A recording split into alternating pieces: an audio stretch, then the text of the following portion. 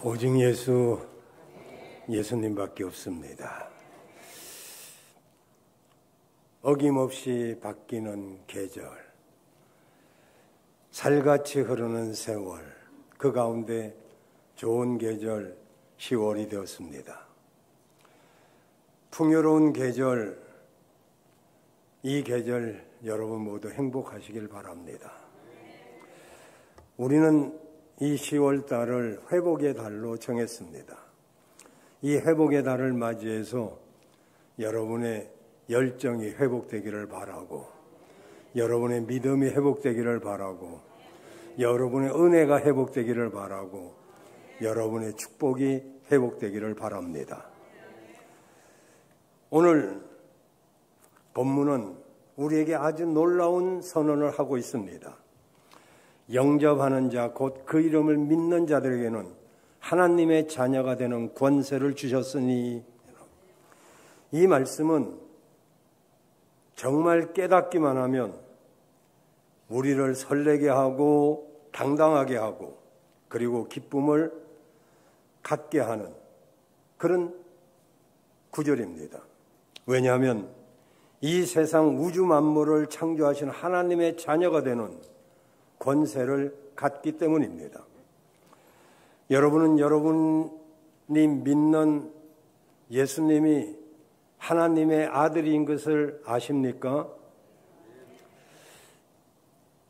여러분은 예수님이 여러분의 구주로 오셨음을 아십니까? 그 정도는 귀신도 압니다.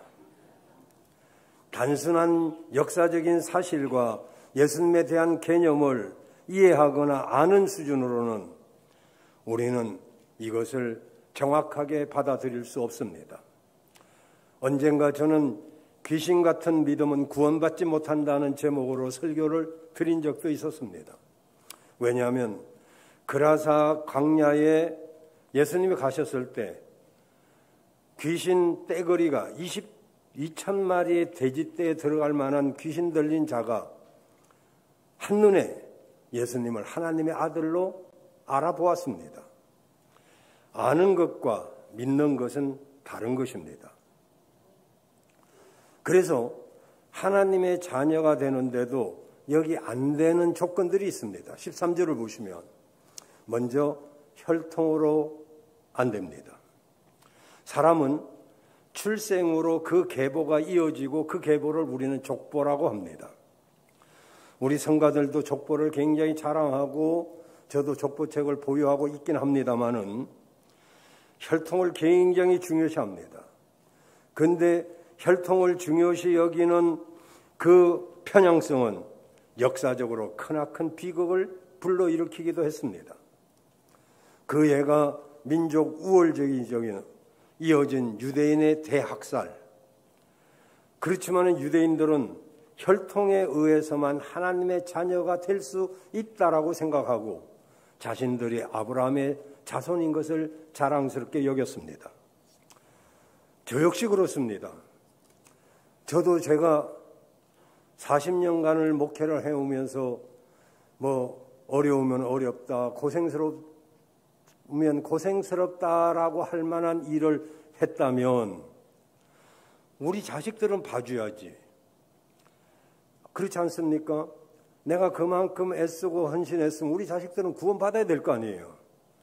그런데 성경은 안 된다는 것입니다. 혈통으로 안 된다는 거죠. 자신의 믿음이 아니면 혈통으로 되지 않습니다. 두 번째로는 13절에 보니까 육정으로도 안 됩니다. 사람은 인간관계를 통해서 자신과의 커뮤니케이션을 이루어 갑니다. 그런데 저 사람하고 나하고 정말 절친이고 내 모든 것을 다 줘도 아깝지 않은 그런 관계라 하더라도 육정으로도 구원받을 수 없다는 것입니다.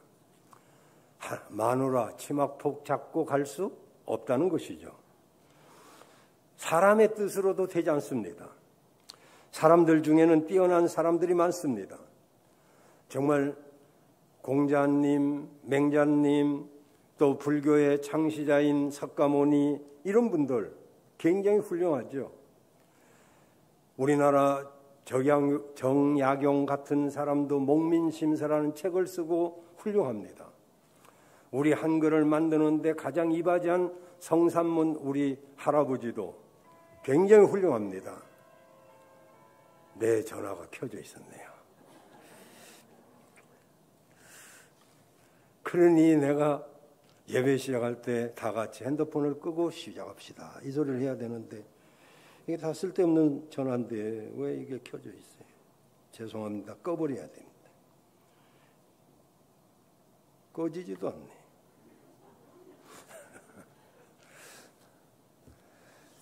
혈통으로도 되지 않고 육정으로도 되지 않고 사람의 뜻으로도 되지 않아요. 그 정도 훌륭한 사람들이라면 돼야 되지 않겠어요? 이순신 장군이나 이런 분들. 후대까지 그 이름이 전해지는 사람들이지만 그들 역시도 하나님의 자녀는 될 수가 없다는 것입니다.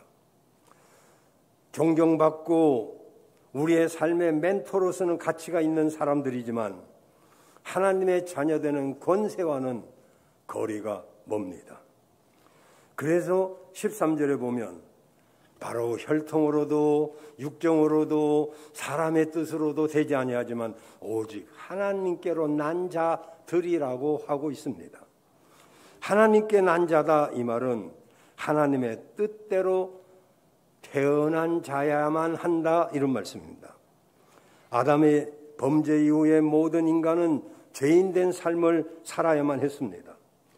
철학으로도 해결할 수 없고 수양으로도 해결할 수 없고 과학기술로도 해결할 수 없고 오직 하나님의 은혜로만 가능합니다.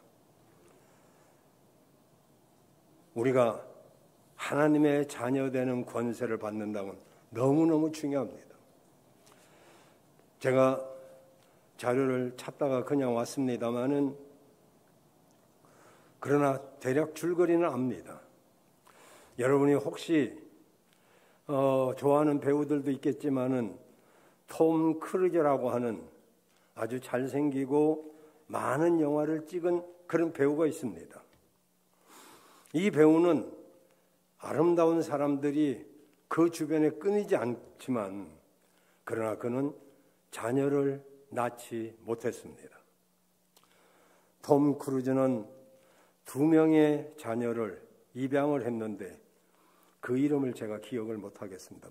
남의 자식이니까 내 자식도 잘 기억 못할 때도 있는데 이렇게 2명의 자녀를 아주 가난한 집에서 입양을 했습니다. 늘 밥 굶기를 밤늦듯이 하고 정말 가난이 찌들었던 그 집안에 태어난 아이들 2명이 톰 크루즈의 양자가 되었습니다. 양자가 된 그 순간 톰 크루즈의 거대한 저택이 이 아이들의 집이 되었고 톰 크루즈의 그 멋있는 그 차들, 수없는 그 어마어마한 값이 가는 여러 대, 그것도 이 아이들이 마음대로 탈 수 있고 톰 크루즈의 모든 것이 이 아이들의 것이 되었습니다. 이런 은혜 못지않게 나와 여러분이 하나님을 믿는 그 순간 하나님의 자녀되는 권세를 누리게 된 줄로 믿습니다. 사실은 여러분은 이 세상에 톰 크루즈 같은 그런 집안의 자식을 부러워하지만은 알고 보면 우리는 이 세상뿐만 아니라 영원한 세상 끝까지도 다 누리게 된 줄로 믿습니다. 그런데 놀랍게도 성도들 중에서 이런 권세를 누리며 사는 사람도 있고 세상에 눌려서 사는 사람도 있습니다. 여러분 누리며 사십니까? 아니면 눌려서 사십니까? 여러분 오늘 하나님의 자녀된 권세를 회복하는 여러분들 되시길 바랍니다. 그런데 왜 우리가 하나님의 자녀로의 권세를 누리지 못하는 사람들도 있을까요? 또 나도 그런 적이 왜 있었을까요? 그것은 바로 2가지 이유 때문입니다. 첫째는 나의 과거의 생활 방식이 나를 붙들고 있기 때문입니다. 고린도후서 5장 17절에 그런즉 누구든지 그리스도 예수 안에 있으면 새로운 피조물이라. 보라, 이전 것은 지나갔으니 새 것이 되었도다. 우리가 예수님 안에 들어오면 새로운 피조물이 되고 이전 것은 지나갔는데 아직도 여전히 옛날 생활 방식이 나를 붙들고 있습니다. 나의 과거의 삶의 방식이 나를 끈덕지게 놓아주지 않습니다. 그리고 말합니다. 옛날이 좋았는데 참 그때가 편하고 좋았어. 여러분, 헌옷이 우리에게 편하게 느껴지지 않습니까? 저는 헌옷이 굉장히 편하게 느껴집니다. 그처럼 옛날에 살던 방식이 훨씬 편하게 느껴지기도 합니다. 근데 그것이 우리의 발목을 잡아서 하나님의 자녀되는 권세를 누리지 못하고 옛날 생활 방식대로 살아가기 때문에 누리지 못하고 눌려서 살게 되는 그런 일이 있는 것입니다. 여러분, 우리는 예수 안에 새로운 피조물이 되었음을 믿으시길 바랍니다. 뿐만 아니라 예수님을 그래 영접했다. 그래도 왜 누리지 못하느냐? 그것은 바로 예수님 영접한 뒤의 삶이 발전이 없기 때문입니다. 과거를 잊고 정말로 새롭게 살아보겠다고 다짐을 하지만 아직도 나에게 남아있는 과거의 그 풍습 그리고 그런 것들에 의해서 새롭게 사는 내 삶의 발전이 없이 그저 성장을 못하고 있기 때문에 그래서 우리는 하나님의 자녀되는 권세를 누리지 못할 때가 많이 있습니다. 제가 예배 드릴 때 몇 가지 고정 멘트로 인사를 합니다마는 이렇게 말씀드리죠. 한때는 당신 멋져 이렇게 인사하도록 했습니다. 멋져서 멋진 것이 아니죠. 당당하게 살자. 신나게 살자. 멋지게 살자. 져주면서 살자. 이래야 멋진 사람이죠. 앉으려고 대답도 안 하시네. 지는 건 자존심도 상하니까. 근데요, 아내한테도 져주니까 편하더라고요. 아직도 나는 앉으려고 애를 쓰긴 하지만 져주면서 사는 게 편합니다. 또 세상이 아름다운 것은 당신이 아름답기 때문입니다 라고 할 때 여러분이 아름답기도 하지만 실제로는 있을 자리에 있기 때문에 아름다운 것이죠. 은혜의 자리에 있으니까 아름답고 축복의 자리에 있으니까 아름답지. 지금 저쪽 이름도 몰라 성도 몰라 엉뚱한 데 앉아 있으면 아름답겠어요? 있을 곳에 있는 것이 아름다운 것이죠. 오늘 여러분이 그런 점에서 아름다운 줄로 믿습니다. 이렇게 과거의 그 생활 방식이 나를 얽매이고 내 새로운 영접하고 새롭게 되었는데도 불구하고 나의 삶에 발전이 없고 성장이 없으면 그것이 나로 하나님의 자녀되는 권세를 누리지 못하게 하는 원인이 된다는 것입니다. 그렇다면 하나님의 자녀의 권세는 도대체 무엇일까요? 첫째는 하나님을 아바 아버지라 부를 수 있게 된 것입니다. 이 말은 하나님을 내가 아버지라고 부를 수 있는 거예요. 로마서 8장 15절에 보니까 정말 천지를 창조하시고 섭리하신 하나님이 나의 아버지, 내가 아버지라고 부를 수 있는 그런 분이 되셨어요. 여러분, 우주를 창조하시고 섭리하신 그분이 나의 아버지인 줄로 믿습니다. 여러분, 이 사실로 인해서 기뻐해 보신 적이 있습니까? 사실 많지 않을 것입니다. 어떤 사람은, 루트 같은 사람은 하나님 아버지 하면 육신적인 아버지 생각이 나가지고 술탁배기인 아버지가 생각나가지고 아버지 하니까 이미지가 안 좋대요. 그래서 혹 하나님 어머니 하면 어떨까? 어머니는 포근하고 따뜻하니까 그런 것을 이용해서 하나님 교회가 생겨가지고 하나님 어머니를 아십니까? 이러고 여러분에게 접근하잖아요. 유월절을 아십니까? 이러고. 그리고 우리는 하나님이 아버지, 어머니 무슨 성을 가지고 있는 것을 알지만 그게 아니고 우리가 육신적인 사람이기 때문에 아버지라고 설명하고 신랑이라고 설명해야 더 잘 이해가 되기 때문에 그렇게 표현한 것이긴 합니다만, 그러나 여러분, 아버지 얼마나 귀한 것입니까?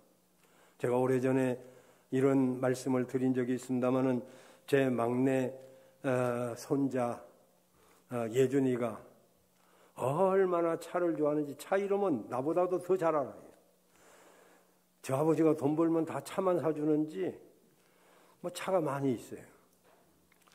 물론 뭐 사달라니까 어쩔 수 없이 사줬겠지만은 그 우리 집에 와가지고 그 요새 자동차는 또 얼마나 멋있고요. 또 어떻게 하니까 뭐 로봇가 됐다가 뭐가 됐다가 막 이렇게 바뀌더라고요. 그 변신을 합니다. 근데 고장이 났어요. 그 나를 좋아하니까 할아버지 자동차 고장 났어요. 좀 고쳐주세요.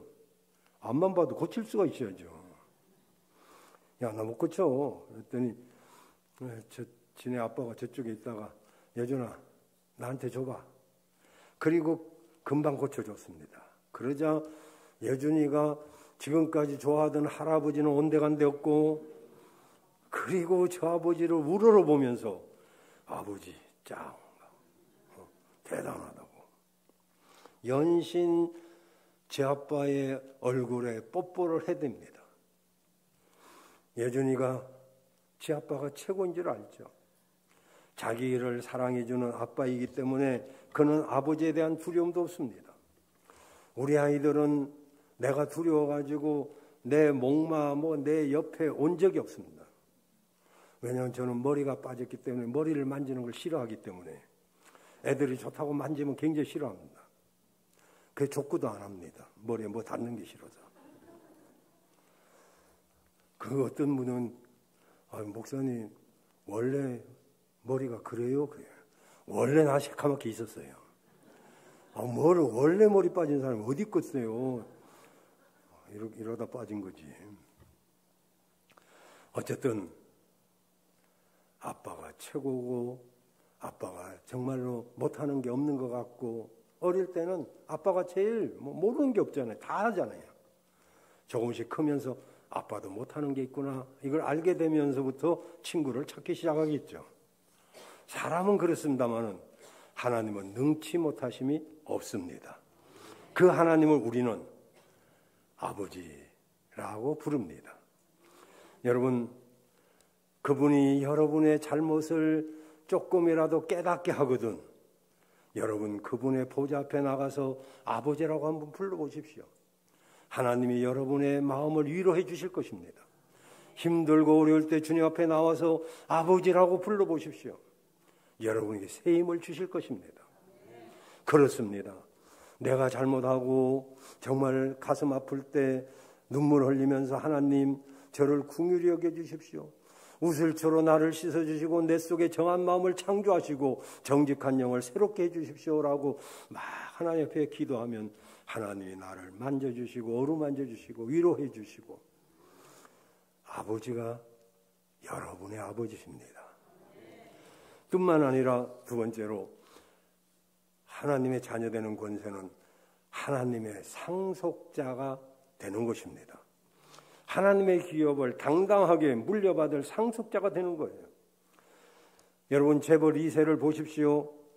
재벌 아들이 되었다는 그 이유 하나만으로 아버지가 일구어놓은 어마어마한 그런 재산을 상속받아서 누리고 삽니다. 물론 그런 것이 좋다라고만은 말할 수 없습니다만은 그와 비견할 수 없는 우리도 하나님의 기업을 물려받을 상속자가 되었다는 사실. 이 말은 당연히 하나님이 모든 기업을 주님과 공동으로 상속받게 되었다는 것을 뜻하는 것이지만 우리는 이 100년도 못 사는 이 인생, 아등바등 살 수밖에 없는 이 인생 100년밖에 안 됩니다. 그런데 영혼은 천년도 아니고 만년도 아니고 10만 년도 아닙니다.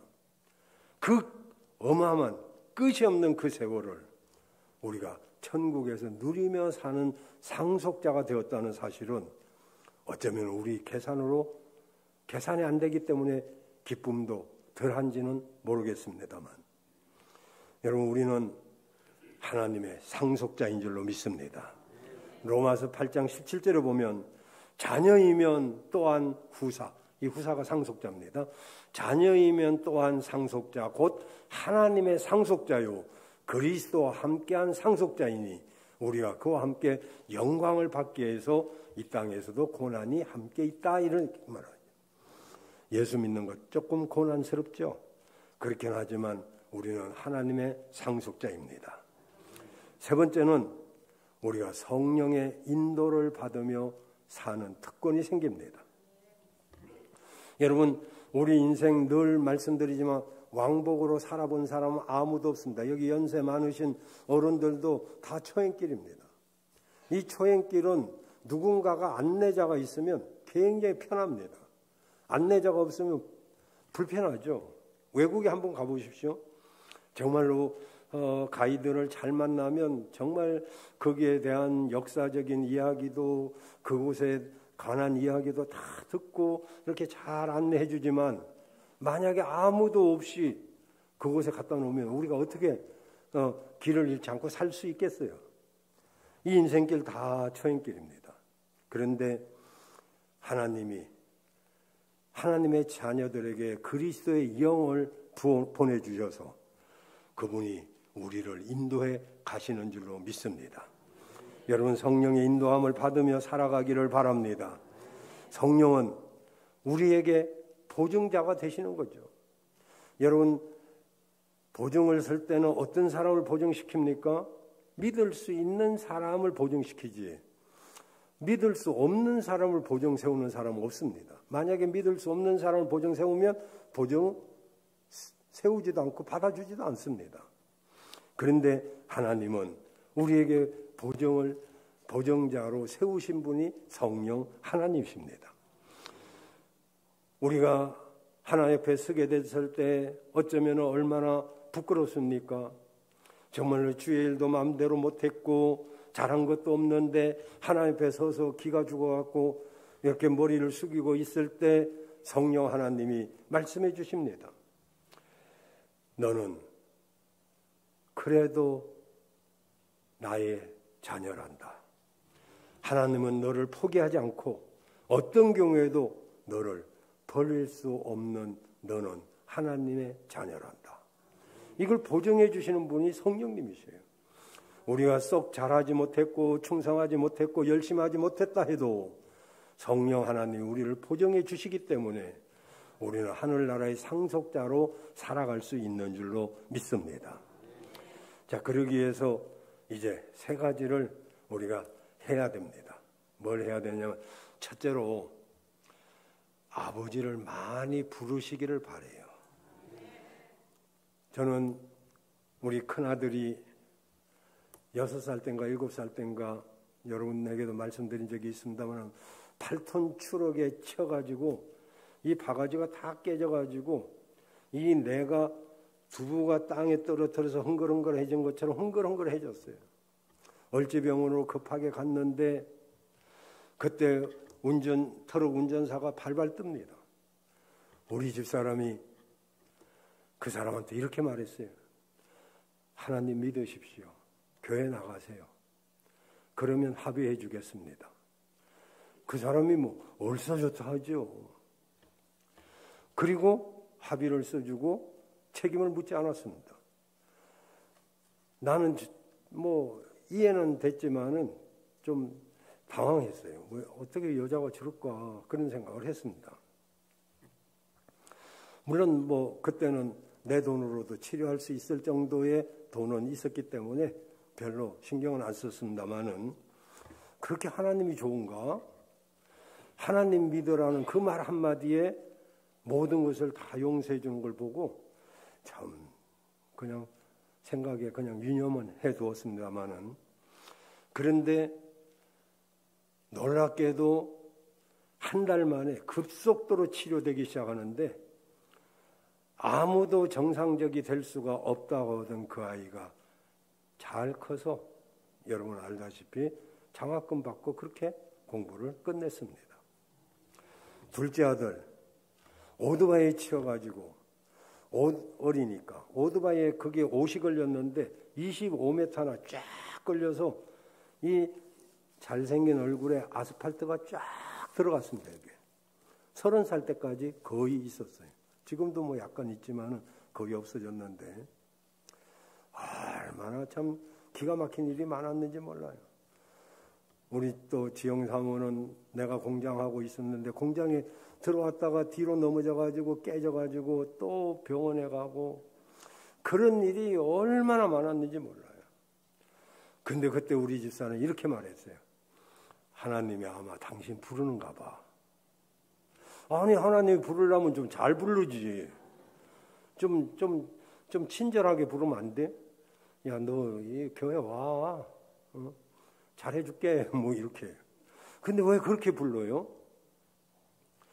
어쨌든 그래서 제가 3년 후에 하나님을 만나게 되었습니다.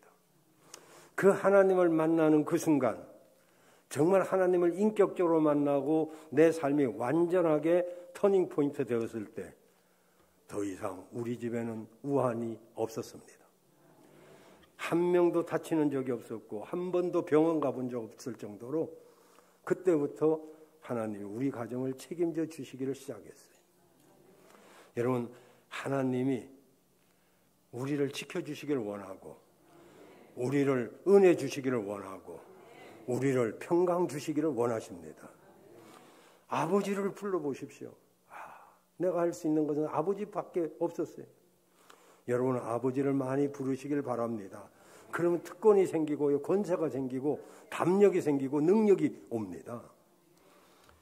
아버지 아버지 나를 부르신 아버지 감사합니다.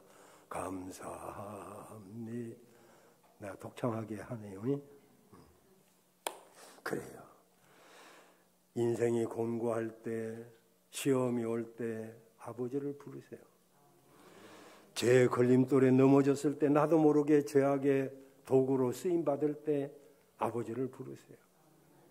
그 아버지가 여러분의 손을 잡아주십니다. 그 손 잡고 일어나야지. 내가 일어나고 싶다고 일어나지던가요. 두 번째로는요. 우리가 하나님의 자녀가 되었으면 아버지의 명예를 귀하게 여겨야 됩니다.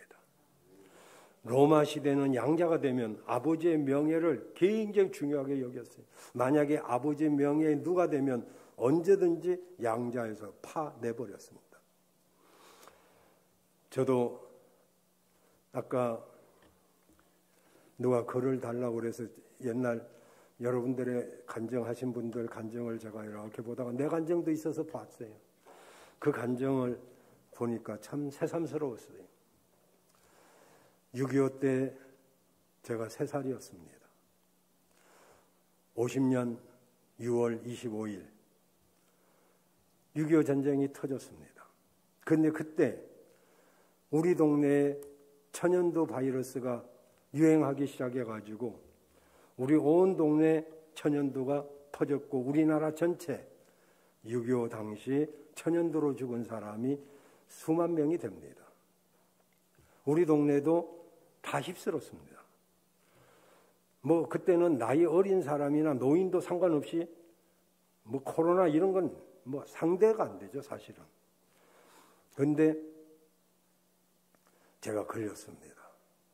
우리 아버님이 자식을 사랑해서 동네 아주머니들을 사서 올갱이 다슬기를 잡아오도록 해서 그걸 돈 주고 사는 것을 제가 어려서 보았고, 그리고 그 다슬기로 국을 끓이고 삶아서 바늘로 막 이렇게 다 빼가지고 여기 쭉 다슬기를 하면 나는 입만 벌리면 쏙 들어오고 다슬기 이런 걸 먹고 제가 살아났습니다.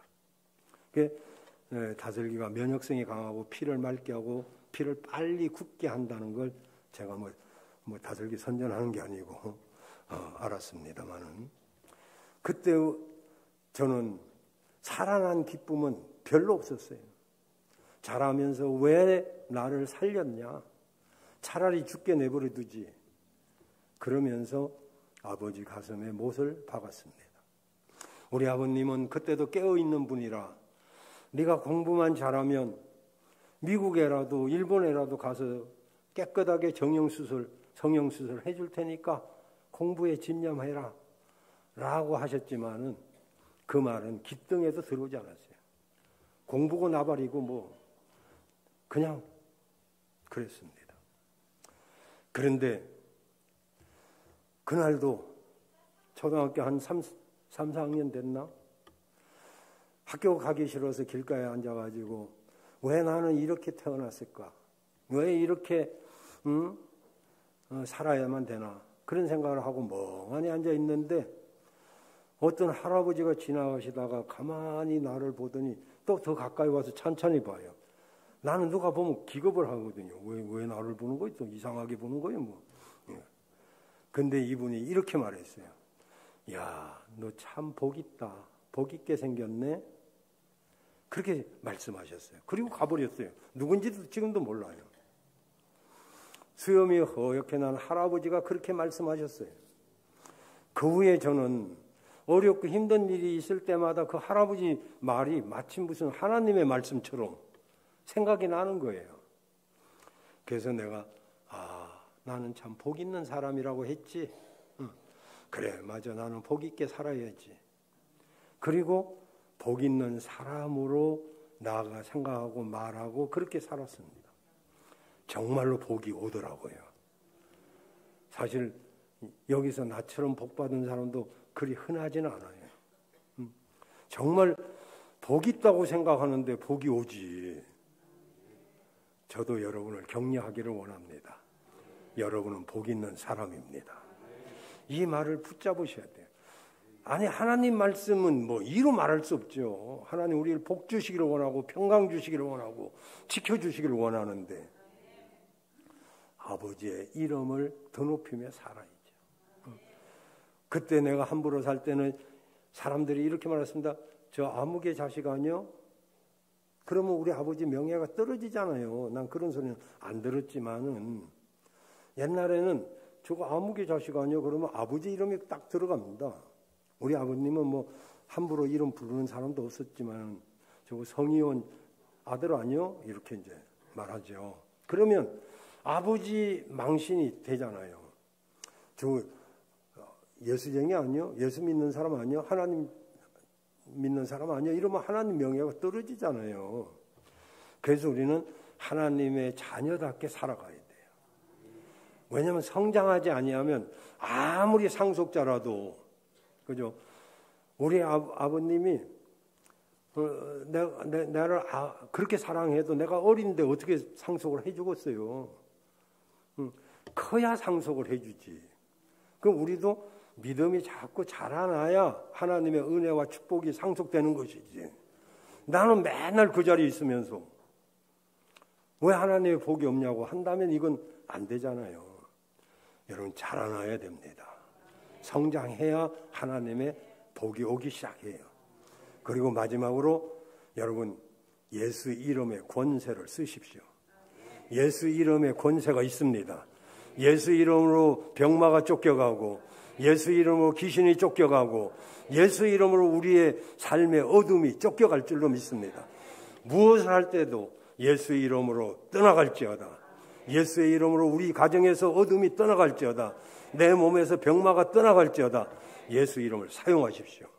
바로 요한복음 16장 24절에 너희가 지금까지는 내 이름으로 기도하지 않았지만은 기도하라. 그리하면 받으리니 너희 기쁨이 충만하리라.